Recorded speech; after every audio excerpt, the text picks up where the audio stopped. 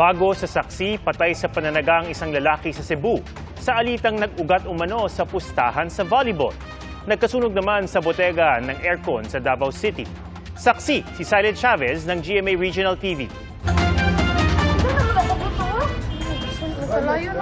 Maitim at makapal ang usok mula sa nasunog na gusali sa Buhangin, Davao City. Target mabombahan ng tubig ang likurang bahagi ng gusali dahil doon umano nagsimula ang apoy. Bodega ng air conditioning system supplier ang nasunog na establishmento. Agad namang nakalabas ang mga empleyado na kapapasok lang sa trabaho. Damay rin ang katabing spa. Wala namang nasugatan. Iniimbestigahan ang sanhi ng sunog.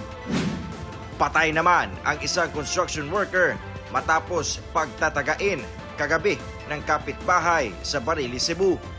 Ayon sa asawa ng biktima, pauwi na sila sakay ng motorsiklo nang pagtatagain ng sospek ang biktima sa matarik at mabatong bahagi ng daan. Sumuko naman ang sospek. Ayon sa mga pulis, nag-ugat ang alitan ng dalawa sa pagtatalo nila sa pustahan sa volleyball. Plano na umano ng sospek na patayin ang biktima matapos siyang bugbugin ito umaga kahapon. Walang pahayag ang sospek. Para sa GMA Integrated News, ako si Cyril Chavez ng GMA Regional TV, ang inyong saksi.